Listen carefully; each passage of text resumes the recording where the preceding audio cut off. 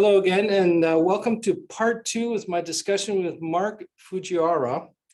Last week we talked about his experience and challenges with depression, anxiety, and suicidal thoughts. I just don't understand. There's nothing I can say or do here.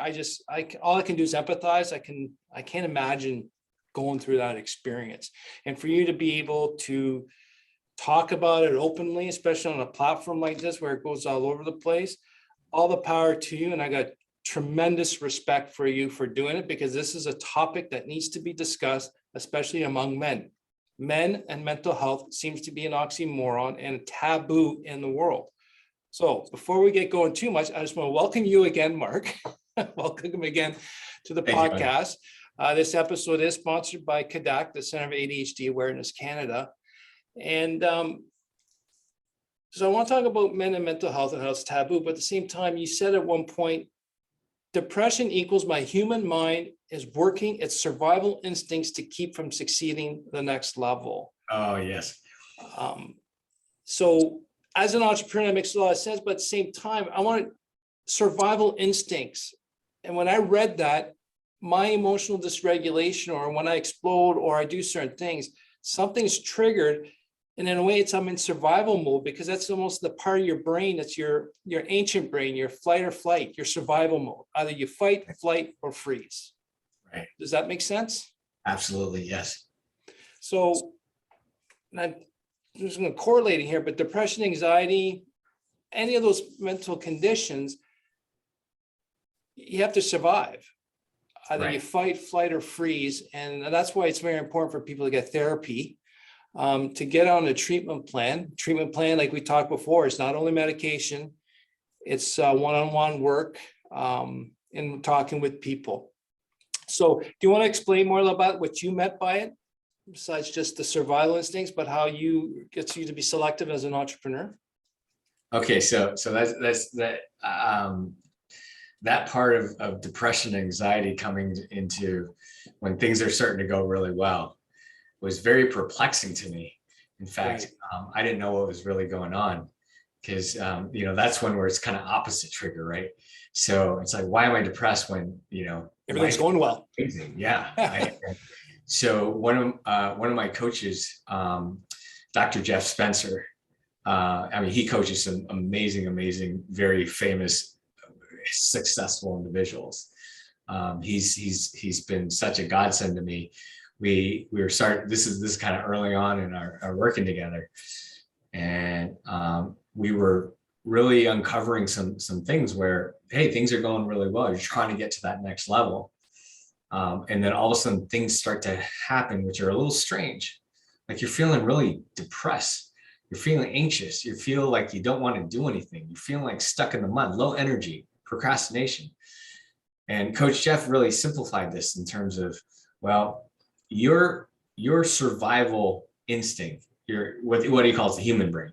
The human brain is trying to keep you in this box, and it's effective when things don't go well, and it's trying to get you back into the box, right? So things not going well. Okay, you're in freezing terrain, and your brain is just like, get the heck out of it, right? You're not doing so well in life, and you're not able to pay the bills. Brain is like, get back up to normal.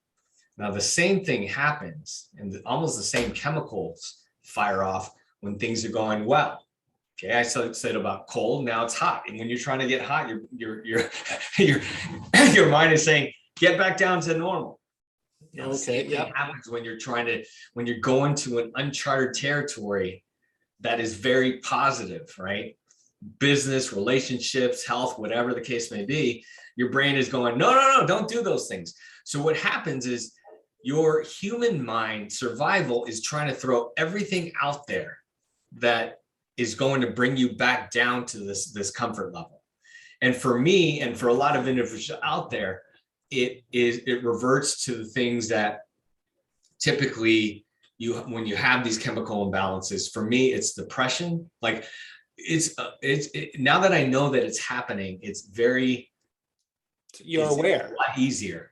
exactly, aware and Aware. easier to kind of punch back at this. Mhm. And so it's almost like it's inviting, right? So when it's just like things are cranking and I started to get depressed and anxious and procrastinating and really not, and kind of not doing the things I should be doing, well, that means I'm going to the next level. And it's almost like it's strange, and you probably get this. It's like, okay, good. I know I'm onto something great because my human mind is trying to bring me back down. But yeah, there are times, Andre, where now that I have knowledge about this, it's a whole lot easier. But geez, before I met Coach Jeff, it was like, what the heck is going on here, right? I'm like, I'm feeling depressed. I'm feeling so out of sorts. I'm feeling very anxious, and I'm going in the right direction. What's wrong here?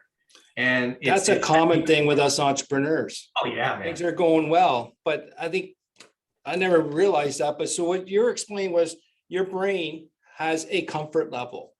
Right. It's got a level that this is, we're all in stasis, we're all happy. The brain doesn't have to work hard, the body doesn't have to work hard. But if we get down and, like you said, into the cold, where things were bringing you down or more challenging, it's trying to bring you back up to that comfort.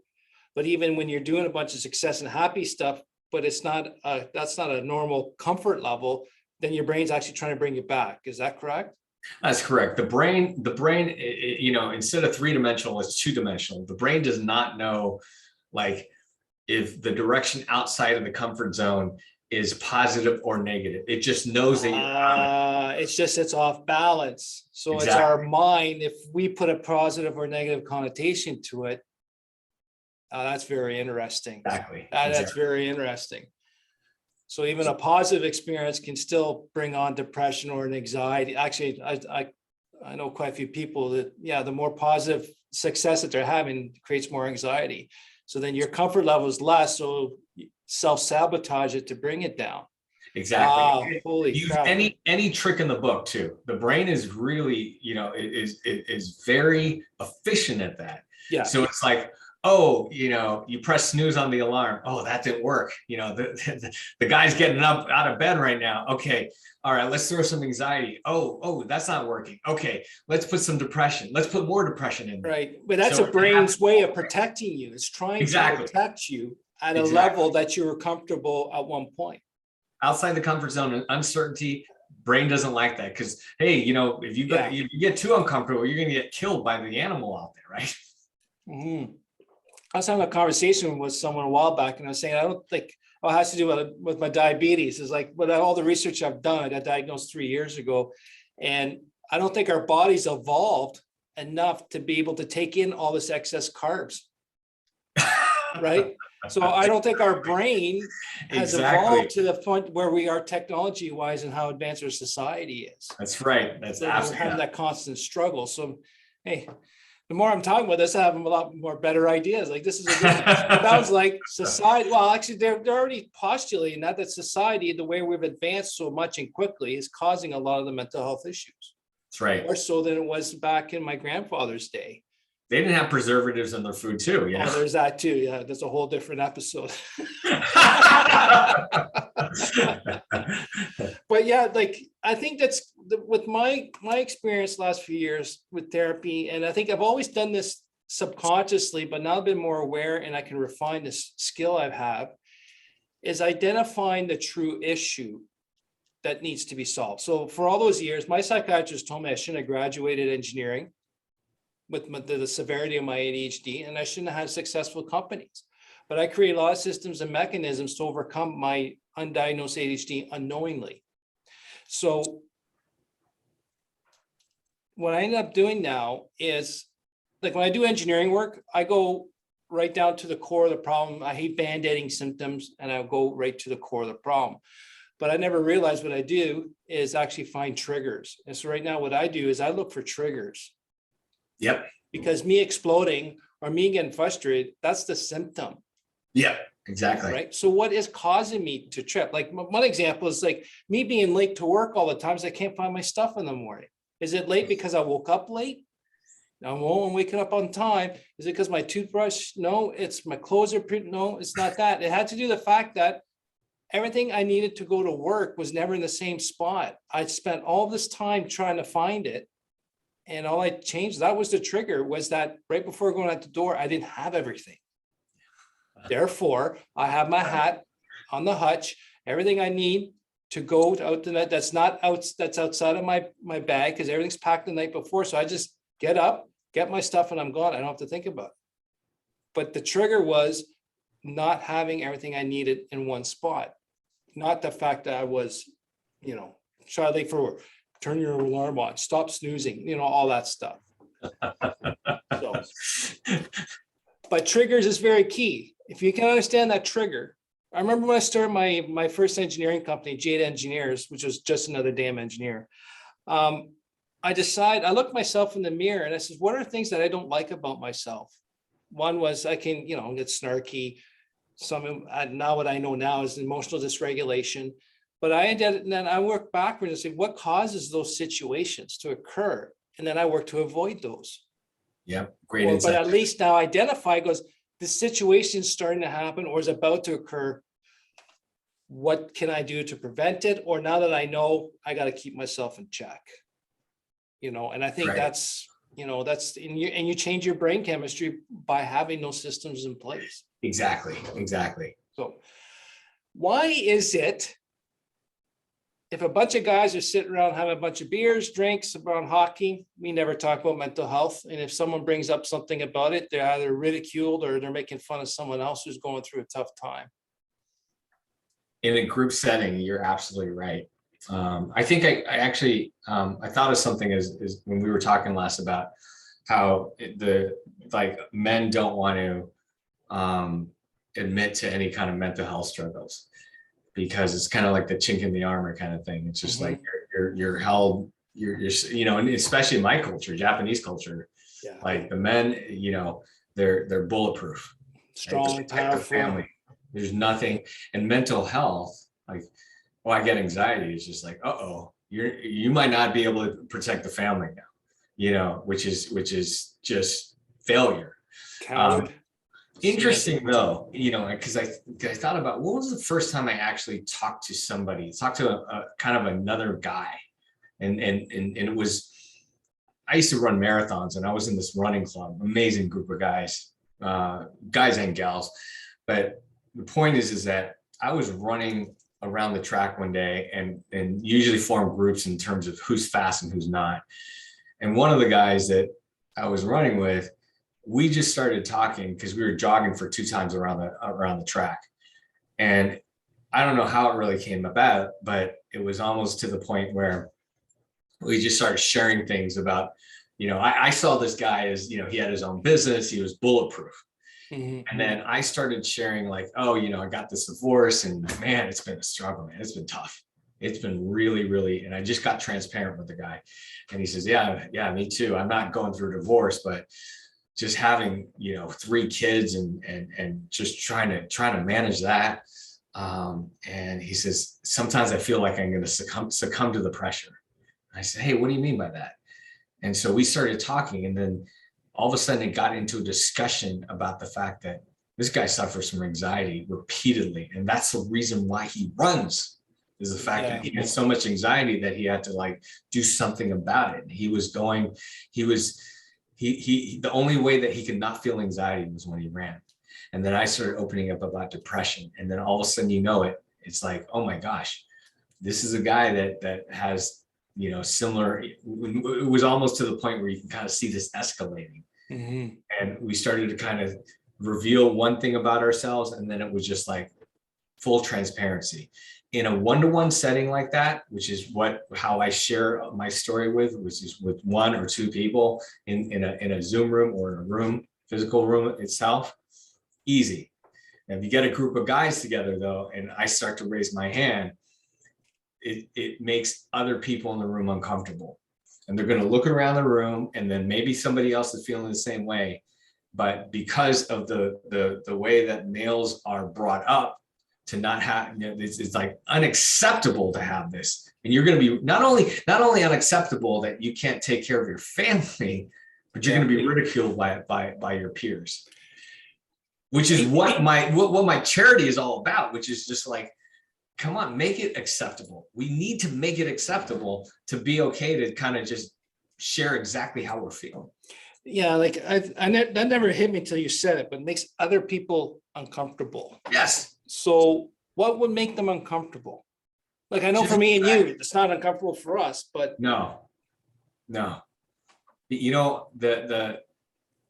I think the people that are uncomfortable are the ones that have some sort of mental health struggles themselves, never got diagnosed, or it's in their mind that they may have some mental health struggles, but they think it's something else, right? They think it's something else. The fact that, oh, you know, I'm just like, it's the way I am, you know, I could cure this thing. I should just meditate for a few minutes a day or something like that. That's definitely a guy thing. I can fix it. And the people that get uncomfortable, Andre, are the people that have this mask around them, right?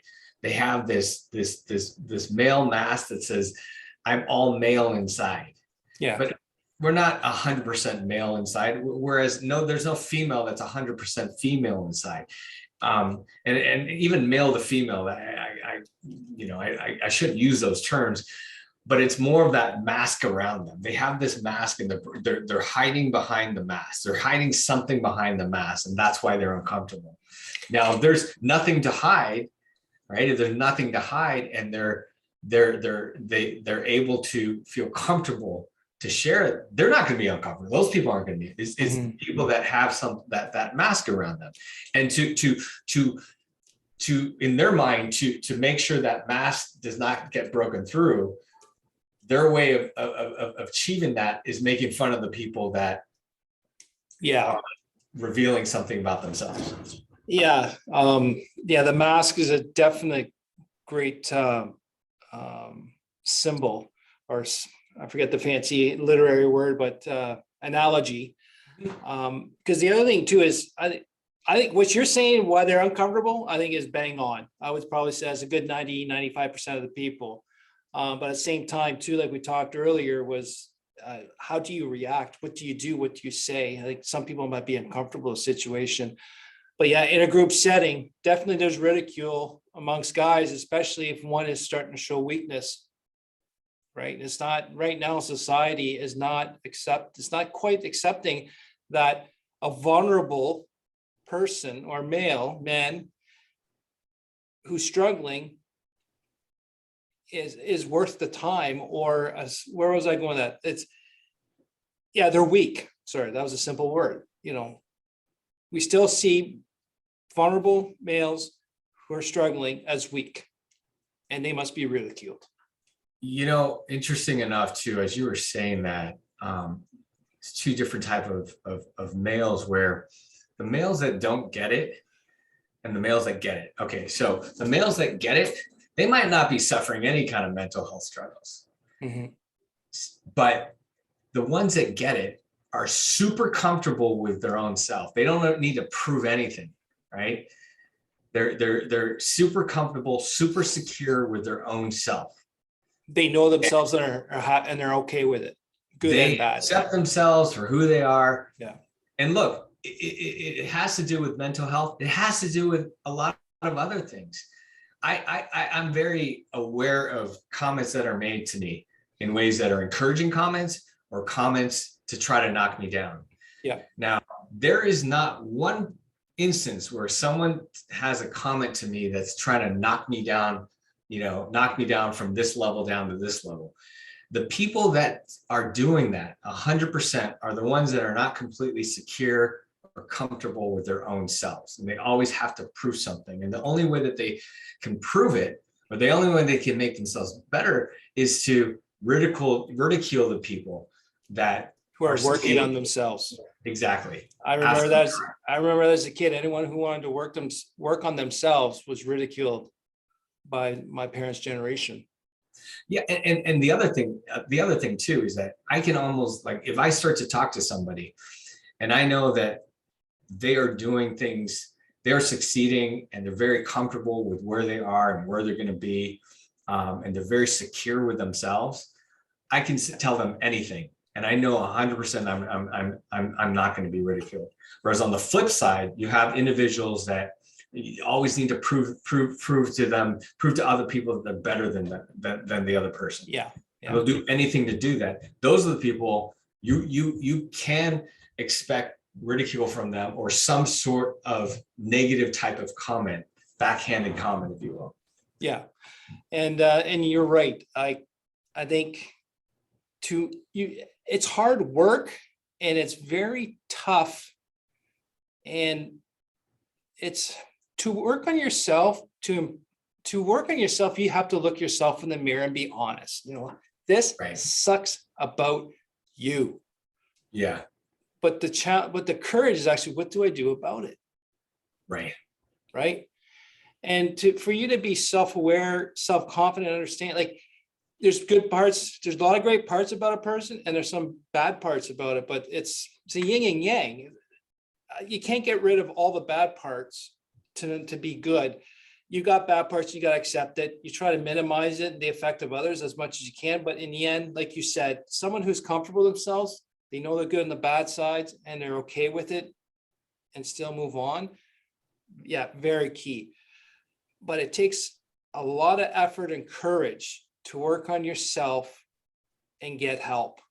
Right. And then you're right. Like, it's the ones that are not comfortable in themselves, or don't have a lot of self-esteem, are hiding or playing a character or putting on a charade of what they really are not, are the ones that are be more uncomfortable.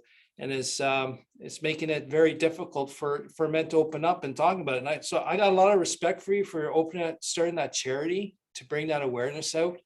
And the only way we can do this is, as the listeners who's listening, is talk about it. Talk about it more. And Mark's got good points. Be careful, be selective who you want to talk to. And I don't know about you, Mark, but it seems like strangers who've, like, so you met up with another entrepreneur. So you've got a similar line there. So similarity, but if talking to a similar mindset, or someone you got a common ground with, a stranger, it just seems to be easier to open up with. Also, yeah, you're right on that front. And again, it goes back to just similar to like talking to a psychotherapist. It's just like, they don't, he knew some of my family, but it wasn't like he was just heavily involved in my family, right? Yeah. He just knew him just because their kids went to school together, kind of thing. But you're absolutely right. That's a great point. Because it was look, 2 laps around the track, and we know everything there is about our own mental health. That's pretty impressive. My friends usually take a little bit longer. It's kind of like there's kind of a longer lead time on that. Yeah. So anything you want to recommend to our listeners based on this conversation? I think one thing is that I think what you're doing, Andre, is amazing, and I know we'll have additional conversations down the road. Yeah. The way to really the way to really get to a point where our society is a lot more accepting of people talking about their mental health, is just by having more people like me on your podcast. And the other thing too is that, from my standpoint, and what I'm trying to do with my own charity, is to also share those stories as much as possible. Yeah. Trying to team up with, just some of the higher level individuals, Kevin Love, for example, the NBA. I just admire him from all different aspects. I'm trying to get those types of people where there is even more of a platform there than my own. I mean, I have a lot of people that are teaming up with me to make sure this gets out to as many people, and just try to spread this message. But yeah, and based on your story, my story, and quite a few other people that I know, mental illness is not a death sentence. Exactly. It's curable. It takes work, it takes effort, right? You break your arm, what do? You let it heal. Then you start doing physiotherapy. You might take some medication in the transition time, but you work on it. That's right? right. And your brain's a muscle. It can be repaired, but you got to do the work. That's correct. And as long as you've got support and other people are supporting you, there's only one way to win. That's right. There's only one way to go is win. That's right. And you're going to climb a wall, you're going to climb a hill, find a crevice, you're going to fall back in, you're going to go up. It's up and down. It's not an easy process. Recovery, I just did a short. Recovery is a long road, but persistence, you can't get out of it. So Yes. the more we talk about it, it just gets better, my experience. Thank you, Andre, and keep running with this. I think just as much as possible, getting stories like mine out there and Yeah. yours as well. Just get it out there. The more people that listen to this, the easier it's going to be for us to really knock down those teen suicide rates, as well as entrepreneurs willing to share their stories, which makes my climb a lot easier, makes every other entrepreneur out there a lot easier as well. Yeah, this is not only teen suicides, but there are some numbers out there saying there's a lot of the last 10 years, there's been a lot of entrepreneurial. Absolutely. Entrepreneurs committed unexplained. Yeah, yes. unexplained, right? Yeah. So it's not just the teenagers, it's everyone, especially in our profession as entrepreneurs. It's very important. And man, like I said, I got so much respect for you for joining me here and sharing your story, giving me the opportunity to share this and to raise awareness. All the power to you, man. Looking forward to our next chat. And I just want to thank you to the listeners. I know a lot of topics here and things we talked about were triggering for many of you. I really thank you for able to listen to this right to the end. I got a lot of respect for you, the listener, for listening to this. And if we can just help each other out, we can change the world, baby. So thanks again. And if you got any comments, if you want to reach out to Mark, you can find his contact info in the show notes. Thanks again for listening, and we'll be in touch. Take care, everyone.